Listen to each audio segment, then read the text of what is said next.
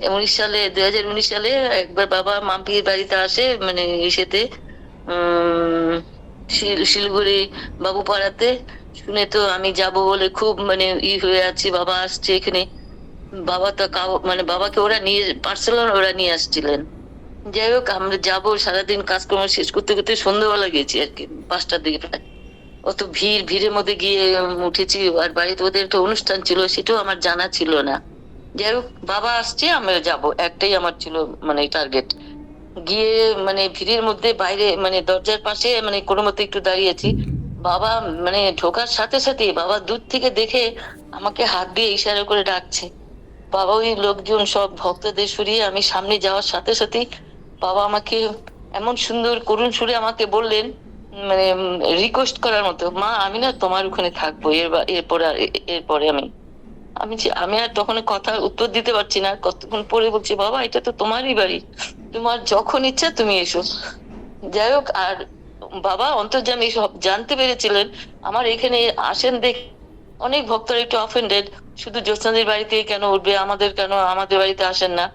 আমাকে এক ভক্ত এরকম বলেই ফেললেন, দিদি এবার আসলে আমার বাড়িতে আমি নিয়ে যাব।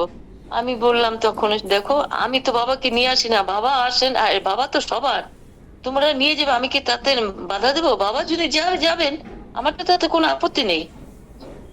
যাই হোক, বাবা আসলেন। বাবা আসার পরে এরকম তো মানে সবাই অনেকে বলেছেন। একদম তারপরে একবার সেই দিনই মানে বাবা আসার পরে এক বাড়িতে বাবা যাবেন আর কি, সকালে যাওয়ার কথা ছিল, সেখানে সকালে যেতে পারেনি। যেতে পারেনি, না ওটা যায়নি মনে হয়। বাবা হঠাৎ এরকম সকালবেলা দুই নাক দিয়ে মনে করো সাদা একদম টাটকা ব্লাড বেরিয়ে গেল ফট করে। সব দেখে তো সবাই ভয় পেয়ে গেলাম আমরা। তখনই আমরা পিকে ঘোষকে ফোন করলাম। পিকে ঘোষ ডাক্তারবাবু এসে বললেন বাবাকে যেন 1 মিনিটের জন্য বাইরে বেরোতে না হয়, আর কেউ যেন বাবাকে স্পর্শ না করে, বাবা ঘরের মধ্যেই থাকবেন, কারোর বাড়িতে যাবে না। তখনই সব হয়ে গেল, চুপ হয়ে গেল। কেউ আর বলে নাই যে আমরা নিয়ে যাবো বাবাকে, বাবা ভালো থাক, বাবা সুস্থ থাক। এইভাবে সারাদিন কেটে গেল। তারপরে সন্ধ্যেবেলা বাবার দিব্যি টনটনা, যে বাড়িতে যাওয়ার কথা ছিল বাবা বলে আমি যাব। বাবা বিকেলবেলা সেখানে বেরিয়ে গেলেন, ঘুরে টুরে আসলেন। আর কোনো যে বাবার এরকম সকালে ঘটনা হয়েছিল আমরা বুঝতেই পারলাম না। বাবা সে নর্মাল যেরকম আগের মতোই বাবা হয়ে গেলেন।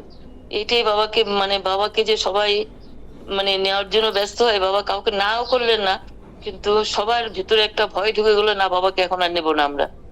এটাই একটা আমার মানে কি বলবো, এই দৃশ্যটা দেখে আমিও মানে ভয় পেয়ে গেছিলাম। এরকম মানে আমার বাড়িতে এসে এরকম হলো, কিন্তু আসলে যে বাবা একটা লীলা করেছেন সেটা তো আমরা বুঝতে পারিনি। যাই হোক, এই একটা ঘটনা গেল। আর বাবা সত্যনারায়ণ পূজা করেছিলেন আমাদের এখানে, আমার ছেলেরা অফিস ছুটি করেছিলেন। ছেলেরা এত মানে আগ্রহ ওদের, আমার ছোট ছেলের ঘরে বাবা থাকতেন, ওই ঘর ও ছেড়ে দিলেন। বললো কি না মা, বাবা আমার এই ঘরে থাকবে, ওইটাতে অ্যাটাচ বাথরুম পায়খানা ভালো আছেন সব, বাবা আমার ঘরে থাকবে। ছেলে নিচে গিয়ে অন্য ঘরে গিয়ে ঘুমালেন, তাতে তার কোনো কষ্ট নেই। সে মানে সব কাজ এগিয়ে এগিয়ে করছেন। তারপরে পুজোতে মানে এত লোকজন হয়েছিল, তার বলার নয়। আমি আমি ভাবতেও পারিনি আমার বাড়িতে এত দূরে দূরে থেকে এত ভক্তরা এসেছিলেন। সবাই শুধু একটাই নাম জিজ্ঞেস করছে, এটা ফোন আসছে অনবরত। বলছে আপনি কি জ্যোৎস্নাদি বলছেন? মানে আমার যে কি মানে আমি আর সেটা ভাষায় প্রকাশ করতে পারিনি। কেন আমাকে তো কেউ চিনতেন না, আমাকে বাবার জন্য আমাকে মানে কত দূর দূর থেকে ভক্তরা এসে আমরা একটু বাবাকে একটুখানি এই করবো, প্রসাদ পাবো, চেয়ে চেয়ে সবাই প্রসাদ নিয়েছে। সেগুলো আমি ভাষায় প্রকাশ করতে পারবো না। তা আমি তো মাত্র 13 সালে দীক্ষা নিয়েছি, আমি তো বেশি দিন হয়নি যে আমি বাবার আশ্রিত হয়েছি। একবার ওইটা বললাম, তার একবার একটা বাবার যে ভক্ত সেবার যে বাবা কেমন পাগল হয়ে যান সেটাই একটু বলছি আমি একটা।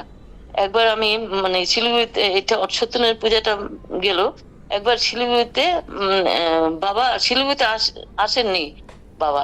একদিন একটা ফোন আসলো আমার, মানে ফোন আসলো তন্দ্রা, আমার শিলিগুড়ি এক ভাইয়ের কাছে ফোন করছে, সে বলছে জ্যোৎস্নাদিকে ফোন করতে বলো আমাকে, তন্দ্রা ফোন করতে বলছে। সে স্বপন মন্ডল আমাকে ফোন করে বলছে, দিদি আপনাকে না তন্দ্রা ফোন করেছে, বাবা আপনাকে আপনার সাথে কথা বলবে। আমি তো শুনে অবাক, বাবা আমার সাথে কথা বলবে, মানে আমি ভাবতেও পারছি না। তারপরে সঙ্গে সঙ্গে আমি তখন রাস্তায় ছিলাম, আহ, তখন আমি সঙ্গে সঙ্গে রাস্তা থেকে তন্দ্রাকে ফোন করলাম, তন্দ্রার নাম্বার আমার কাছে ছিল। তন্দ্রাকে বললাম, তন্দ্রা তো আমাকে বলে ফোন করতে বলেছো? বলকে হ্যাঁ, আমি বাবার সামনে আছি, বাবা তোমাকে ফোন করতে বলেছে, বাবা আমাকে ফোন করতে বলেছে। তারপরে বললো আমি বাবার সামনে আছি, বাবা বলছে তোমাকে দিল্লি আসতে। আচ্ছা, আমি দিল্লি যাব, আমি কিভাবে যাব? বলে কি এই যে আমরা যে ফ্লাইটে যাচ্ছি, এটা জোর হলে 25 তারিখে একটা, আমার সালটা ঠিক মনে নেই, 25 তারিখে বললেন কথাটা আমাকে, ওরা 29 তারিখে ফ্লাইটে দিল্লি আসবে। তারপরে বললে যে আমি ফ্লাইটে হোয়াটসঅ্যাপে করে পাঠিয়ে দিচ্ছি, তুমি এই ফ্লাইটে তোমার ছেলেকে বলে টিকিট কেটে দিতে। ঠিক আছে, বাবা যখন বলছে ঠিক আছে আমি যাব। তারপরে ছেলেকে আমি ফোন করলাম যে এরকম বাবা বলছে আমাকে দিল্লি যাওয়ার কথা, তুই আমাকে শিগগিরই এই হোয়াটসঅ্যাপে ফ্লাইটের টিকিটের এটা দিয়ে দিয়েছে, তুই আমাকে একটা টিকিট কেটে দে যেভাবে হোক। আমি আবার আমার কলকাতায় আমার বোনের বাড়ি আছে, বোনকে ফোন করলাম, যাবি, বাবা এরকম ফোন করেছে বাবা যাওয়ার জন্য। ও বোনও বললো যাবো। তারপরে আমার তো বাবার বাবার বাড়ি কলকাতা। আমি 25 তারিখে, মানে 26 তারিখে আমাকে ছেলে, 25 তারিখে কথা হলো, 26 তারিখে আমার ছেলে টিকিট কেটে দিল তৎকালে। আমি একাই কলকাতা চলে এলাম। কলকাতা গিয়ে 29 তারিখে ফ্লাইট, কলকাতা গিয়ে আমি তন্দ্রাকে আবার ফোন করলাম, তন্দ্রা আমরা কিভাবে যাব? বললো তোমরা 29 তারিখে 7:30টার সময় এয়ারপোর্টে 2 নম্বর গেটের সামনে এসে দাঁড়াও, আমরা আসছি। আমরা দুইজনে, দুই বোনে, যাই হোক আমরা একটা গাড়ি বুক করে রেখেছিলাম। আমরা 7:30টার মধ্যে এয়ারপোর্টে গিয়ে 2 নম্বর গেটে গিয়ে দাঁড়িয়ে আছি। কেউ আসে নাই, আমরা কাউকে চিনি না, কেউ কাউকে দেখছি না। আমরা দুই বোনে একা দাঁড়িয়ে দাঁড়িয়ে মানে এদিক ওদিক তাকাচ্ছি, আমরা ঠিক জায়গায় আছি তো।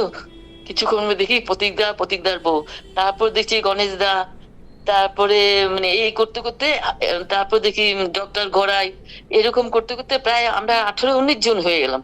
তারপরে তন্দ্রা আসলো, বাবা আসলেন। তা আমরা এসে গেলাম। তা ফ্লাইটে যথারীতি বুক ভেতরে ঢুকে যেভাবে ফ্লাইটে উঠতে হয় সেই ফ্লাইটে উঠলাম।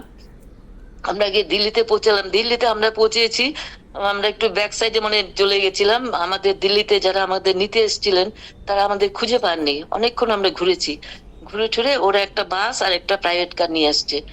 তারপরে ঘুরে টুরে অনেকক্ষণ পরে আমাদের মানে পেয়েছে। তার বাবা তো মানে এদিকে দুপুরে লাঞ্চের টাইম পার হয়ে যাচ্ছে, বাবার খুব চিন্তা, সকালে বেরিয়ে এসছে সব। বাবা বাবাকে তো ওরা প্রাইভেট কারে নেবে, বাবা তো উঠছে না, আমাদের কোন বাসে উঠাবে, বাবা সেইখানে আগে দৌড়াচ্ছে। বাবা গিয়ে আমাদের যে বাসে নিয়ে এসছে, বাসের সামনেই আছে, বাবা ওই বাসে টপ করে উঠে গেলেন, আমরা উঠলাম। তারপরে তো বাস ছেড়ে দিল। আর ওই যে প্রাইভেট কার নিয়ে আসছে তার তো খুব কষ্ট, সে তো বাবাকে গাড়িতে নিয়ে যাবে। কিছুটা যাওয়ার পর, অর্ধেক রাস্তা যাওয়ার পরে বাস টপকিয়ে ও বাসটাকে দাঁড়া করালো। দাঁড়া করে প্রাইভেট কার থেকে নেমে এসে বললো কি, বাবা আপনাকে আমরা তো প্রাইভেট কারে নিয়ে যাবো, বাবা তুমি যদি কৃপা করে আসো। তারপরে মাঝপথে বাবাকে বাসের থেকে নামিয়ে প্রাইভেট কারে নিলেন। যাই হোক, তারপরে আমরা ভোলাদার বাড়ি পৌঁছালাম। ভোলাদার বাড়ি পৌঁছানোর পরে অনেকক্ষণ দেরি হয়ে গেছে, দুপুরের খাওয়ার টাইমটা। সেই বাবা তাড়াতাড়ি করে উঠে, সে ছাদের উপরে প্যান্ডেল করে রেখেছিলেন, উঠে বাবা ওইখানে গিয়ে, আর বাবার জন্য ঘরে আলাদা একটা সেবার ব্যবস্থা করে রেখেছে। বাবা মানে তাড়াতাড়ি সবার আগে মানে বাবা উঠে গেলেন। উঠে গিয়ে কলের সামনে দাঁড়িয়ে সবাইকে বলছে একজন একজন করে, তোমরা হাত মুখ ধো, সেবায় বসো, হাত মুখ ধো, সেবায় বসো। বাবাকে সেবার কথা বলছে, বাবা কোনো কর্ণপাত করছে না। সবাইকে বসালেন, এই 18-19 জনকে সবাইকে বসালেন, তাও বাবা বসছে না, না ওদের আগে সেবা দাও। আমাদের সেবা দিয়েছে, আমরা মানে মুখে গ্লাস তুলেছি। তারপরে বাবা ঘরে থেকে সেই আসনটা টেনে এনে বাইরে আমাদের সামনেই মাটিতে বসে, আমরা তো চেয়ার টেবিলে বসছি, মাটিতে বসে বাবা সেবা নিলেন। সেটা দেখে আমি মানে ভাবতে পারিনি এই কি গুরু হয়, তো স্বয়ং ভগবান। এটা আমার একটা বিশাল একটা আমার অভিজ্ঞতা, এটা আমার। আর তার মধ্যে আমি তো মানে কয়েকদিনের ভক্ত, সে এইভাবে যে আমাকে বাবা ডেকে নিয়ে আমাকে এইভাবে নিয়ে ঘুরিয়েছে, সেটা আমার একটা বিশাল পাওনা। আমি এইভাবে দেখিনি গুরু এইভাবে যে সব ভক্তদের কিভাবে সেবা দিবেন শুনে ওইটাতেই ব্যস্ত, নিজে যে সেবা নিবেন সেটার কোনো তার চিন্তা নেই। এটা আমার একটা বিশাল অভিজ্ঞতা।